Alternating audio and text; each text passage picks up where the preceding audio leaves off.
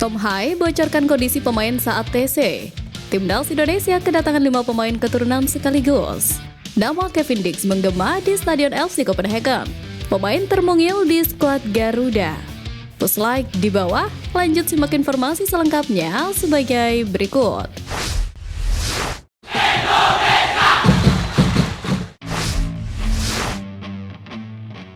Nama Kevin Dix menggema di Stadion FC Copenhagen. Usai sukses membawa klubnya meraih juara Piala Denmark, pemain timnas Indonesia Kevin Dix jadi nama yang dieluh-elukan supporter seluruh dunia. Kita kilas balik laga yang membawa The Lions dan Kevin Dix berjalan mulus ke tangga tertinggi juara musim ini. Back squad Garuda itu dipercaya turun sebagai starter oleh pelatih Jacob Nelstrup. Kali ini pemain timnas Indonesia itu dimainkan sebagai back tengah lewat formasi awal 4-4-2. Pemain 28 tahun itu bermain selama 71 menit sebelum digantikan Munase Garanama di babak kedua.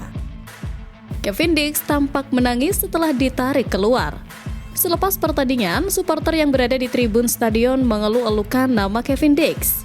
Ia diminta mengangkat trofi ke arah fans.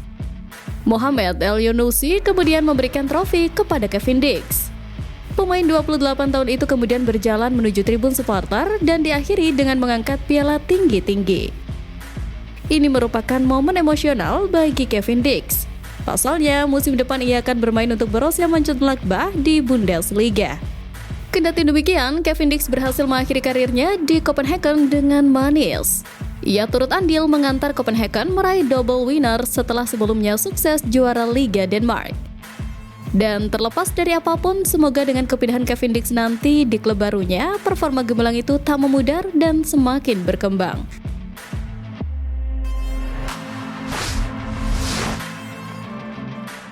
Pemain termungil di skuad Garuda. 1. Beckham Putra. 6 gol dan 3 assist di BRI Liga 1 2024-2025 menjadi pembuktian kalau pemain kesayangan Bobotoh ini layak dipanggil ke timnas Indonesia. Susah untuk mencari kekurangan Beckham Putra jika permainan dan daya juang dijadikan tolak ukur. Ia sudah mempertontonkannya sepanjang musim yang baru saja usai. Kecil tapi mematikan, tukang gedor setinggi 164 cm ini bakal menjadi mimpi buruk bagi timnas Cina. Liukannya, gocekannya, umpan-umpannya, juga tembakannya semua sama berbahayanya. 2. Yakob Sayuri. Berbahagialah Malut United punya pemain sekeren Yakob Sayuri.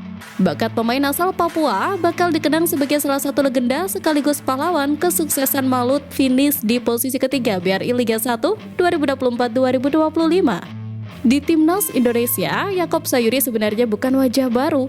Sebelum Patrick Kluivert dan kawan-kawan datang, bek yang juga bisa jadi winger ini termasuk pemain kesayangan Sintayong. Setelah sekian lama absen, kini Yakob Sayuri kembali berpeluang mengeksploitasi semua kemampuannya di hadapan Patrick Kluivert. 3. Yance Sayuri. Serupa Yakob Sayuri, Yance Sayuri adalah pemain idola masyarakat Ternate. Loyalitas juga totalitasnya terpatri di era skuad Garuda di bawah telunjuk Sintayong. Kehadirannya di Bali membuat kerinduan fans setia timnas terbayar dan berharap tim pelatih memberinya kesempatan tampil melawan Cina. Percayalah, Yance Sayuri tak akan melewatkannya begitu saja. 4. Egy Maulana Fikri.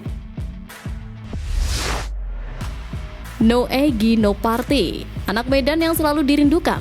Diam tak banyak bicara. Egy tak ubahnya ular kobra dengan racunnya yang mematikan.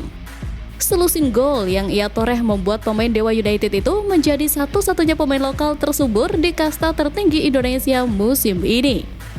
Dengan postur hanya 170 cm, Egy menyerbu dari sisi sayap dengan liukan patah pinggang yang membuat lini belakang lawan kocar-kacir.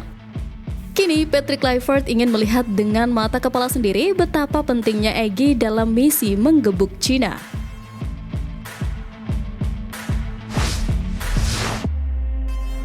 Tom Hai bocorkan kondisi pemain saat TC.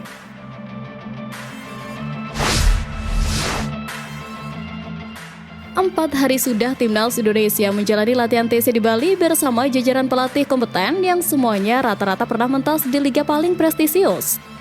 Suasana dan view yang memanjakan mata membuat para pemain Timnas Indonesia makin semangat menunjukkan tajinya di hadapan satu sama lain. Si Profesor Timnas Indonesia itu pun kemudian membocorkan bagaimana kondisi para pemain saat ini. Sebelumnya, waktu yang panjang ini bisa dimanfaatkan untuk membangun chemistry antar pemain. Tom Hai menjelaskan bahwa kegiatan pemain saat berada di TC Timnas berbeda-beda. Saat di Jakarta lalu, mereka lebih banyak menggelar latihan pada malam hari. Pasalnya, semua pemain memiliki waktu yang pendek untuk adaptasi di pertandingan melawan Bahrain.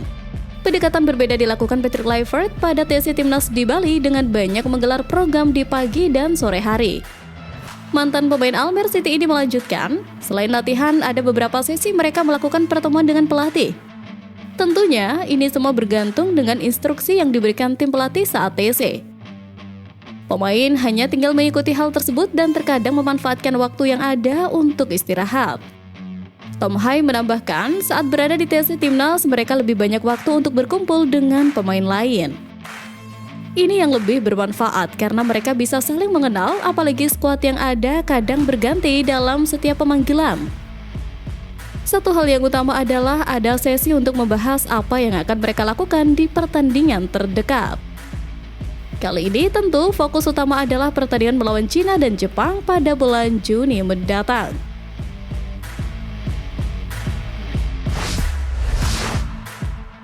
Timnas Indonesia kedatangan 5 pemain keturunan sekaligus.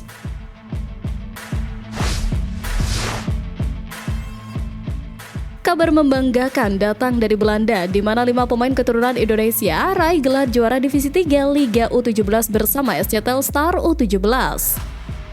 Tak hanya meraih gelar, kelima pemain tersebut dikabarkan terbuka untuk membela Timnas Indonesia. Jika kalian punya pertanyaan yang sama, siapa saja sosoknya? Let's go, mari kita ulas. Nama pertama adalah Floris de Pacta. Pemain berusia 15 tahun ini lahir di Beverwijk, Belanda, dan kedua orang tuanya dikabarkan berasal dari Jakarta. Akan tetapi, Floris de Pacta tidak memiliki paspor Indonesia, meskipun tertarik membela timnas. Nama kedua yang jadi perhatian selanjutnya adalah Bodi Eliander. Eliander dikabarkan memiliki seorang nenek yang berasal dari Kota Kembang, Bandung. Meski begitu, sama halnya dengan Floris, Bodi juga tidak memiliki paspor Indonesia. Kemudian nama ketiga adalah Finn Bender. Menurut kabar yang beredar, darah Indonesia yang dimiliki Finn berasal dari kakek dan neneknya. Dan untuk saat ini, menarik dinantikan apakah Finn akan memilih Indonesia sebagai kewarganegaraannya yang baru. Pemain keempat lainnya adalah Deston Hoop. Dirinya diketahui punya keturunan Maluku Indonesia yang berasal dari ibunya, di mana kakek Deston lahir di Kepulauan Rempah itu. Tentunya ini juga menarik dinantikan apakah Deston akan diproses lebih lanjut. Nama terakhir adalah Si Jurska. Tidak banyak informasi yang bisa didapatkan oleh sosok Si Jurska, namun pemain ini diklaim keturunan Indonesia. Si Jurska juga diyakini terbuka untuk membela Timnas Indonesia kelompok umur. Dari kelima pemain ini menarik dinantikan perkembangan lebih lanjut, apakah mereka semua ini masuk pantauan PSSI untuk dinaturalisasi.